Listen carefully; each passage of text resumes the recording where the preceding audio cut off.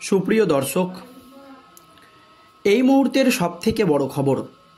দর্শক, আপনারা সকলেই জানেন আর.জি. কর কাণ্ডের প্রতিবাদে রাজ্যের জুনিয়র ডাক্তারদের পাশে দাঁড়িয়েছে বাংলার সমস্ত শুভবুদ্ধি সম্পন্ন মানুষ।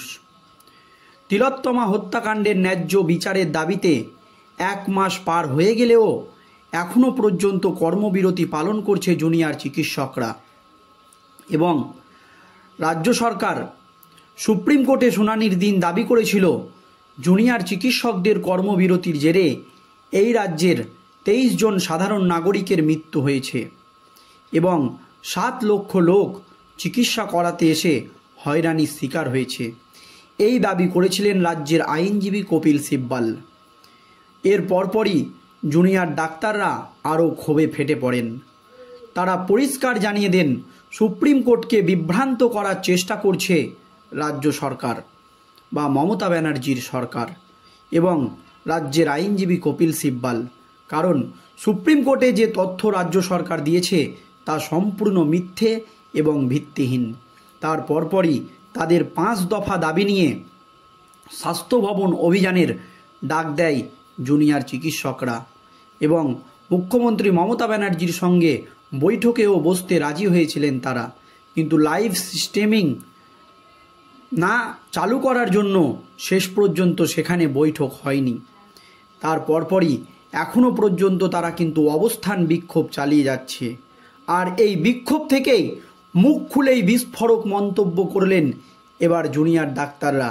এবার বিরোধী দলনেতা শুভেন্দু অধিকারীকে নিয়ে মুখ খুলেই বিস্ফোরক মন্তব্য জুনিয়র চিকিৎসকদের। দর্শক, এই মুহূর্তের সব থেকে বড় খবর, এখনও পর্যন্ত কিন্তু কোনো দিনই রাজ্যের কোনো দলকে নিয়ে মুখ খুলতে দেখা যায়নি জুনিয়র চিকিৎসকদের। যদিও একবার জুনিয়র চিকিৎসকদের আন্দোলনে গিয়ে গো ব্যাক স্লোগান শুনতে হয়েছিল কলকাতা হাইকোর্টের প্রাক্তন বিচারপতি তথা তমলুক লোকসভা কেন্দ্রের বিজেপি সাংসদ অভিজিৎ গঙ্গোপাধ্যায়কে। আর এবার জুনিয়র ডাক্তারদের নিশানায় রাজ্যের বিরোধী দলনেতা শুভেন্দু অধিকারীকে নিয়ে একের পর এক বিস্ফোরক মন্তব্য জুনিয়র ডাক্তারদের। দর্শক, এই মুহূর্তের সব থেকে বড় খবর কি জানিয়েছে জুনিয়র ডাক্তাররা বিরোধী দলনেতা শুভেন্দু অধিকারীকে নিয়ে? দেখুন দর্শক, তাদের আন্দোলনকে কালিমা লিপ্ত করার চেষ্টা করছে রাজ্যের বিরোধী দলনেতা শুভেন্দু অধিকারী। পরিষ্কার ডাক্তারদের তরফ থেকে জানিয়ে দেওয়া হয় যে তাদের যে আন্দোলন চলছে সেই আন্দোলনকে কালিমা লিপ্ত করার চেষ্টা করছে বিরোধী দলনেতা শুভেন্দু অধিকারী। শুক্রবার স্বাস্থ্য ভবনের সামনে আন্দোলন স্থলে দাঁড়িয়ে জানিয়ে দিলেন জুনিয়র ডাক্তাররা। তারা এও জানালেন তাদের আন্দোলনকে রাজনৈতিক উদ্দেশ্যে ব্যবহার করতে চাইলে আগের মতোই প্রতিক্রিয়া জানাবেন তারা। এর পরপরই আরও বিস্ফোরক হয়ে ওঠেন জুনিয়র ডাক্তাররা। বৃহস্পতিবার নবান্নের যে বৈঠক ভেস্তে যাওয়ায় তারা হতাশ হয়েছেন বলে জানালেন জুনিয়র ডাক্তাররা। পাশাপাশি তারা এও জানালেন যে চেয়ারকে সম্মান করেন, মুখ্যমন্ত্রীর পদত্যাগ তারা চায়নি। সেই সঙ্গে আরও একবার মনে করিয়ে দিলেন তাদের 5 দফা দাবি। স্বাস্থ্য ভবনের কাছে মঙ্গলবার থেকে অবস্থান বিক্ষোভ করছে জুনিয়র ডাক্তাররা। অভিযোগ, সেখানে বিজেপি নেত্রী অগ্নিমিত্রা পাল উপস্থিত হলে তাকে গো ব্যাক স্লোগান দেওয়া হয়। অগ্নিমিত্রা যদিও দাবি করেছিলেন তিনি ওই পথ ধরে বিজেপির দপ্তরে যাচ্ছিলেন। এর আগে ফিয়ার্স লেন চিকিৎসকদের আন্দোলনে বিজেপি সাংসদ তথা প্রাক্তন বিচারপতি অভিজিৎ গঙ্গোপাধ্যায় গেলে তাকে গো ব্যাক স্লোগান দেওয়া হয়েছিল। এই প্রসঙ্গে শুভেন্দু অধিকারী দাবি করেন জুনিয়র ডাক্তাররা এই স্লোগান দেয়নি, কিছু বহিরাগত এই স্লোগান দিয়েছেন যারা মদ গাঁজা খান। এবার এই নিয়ে শুভেন্দুকে কটাক্ষ করলেন জুনিয়র ডাক্তাররা। শুক্রবার তারা জানান ওই গো ব্যাক স্লোগান তাদের তরফ থেকেই দেওয়া হয়েছিল। বিরোধী দলনেতা শুভেন্দু অধিকারী যদিও দাবি করেছিলেন যে অভিজিৎ গঙ্গোপাধ্যায়কে গো ব্যাক স্লোগান ডাক্তাররা দেয়নি, সেখানে বহিরাগত কিছু লোক ছিল যারা মদ গাঁজা খায়, তারা কিন্তু অভিজিৎ গঙ্গোপাধ্যায়কে গো ব্যাক স্লোগান দিয়েছিল।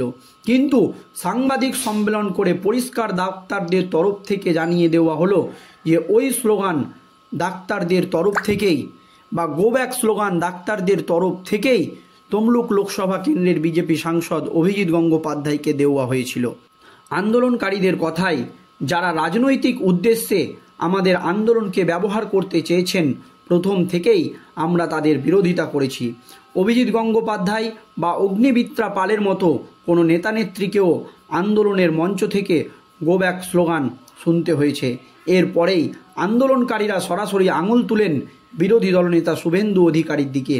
তাদের কথায়, বিরোধী দলনেতা শুভেন্দু অধিকারী আমাদের আন্দোলনকে কালিমালিপ্ত করতে নেমেছেন।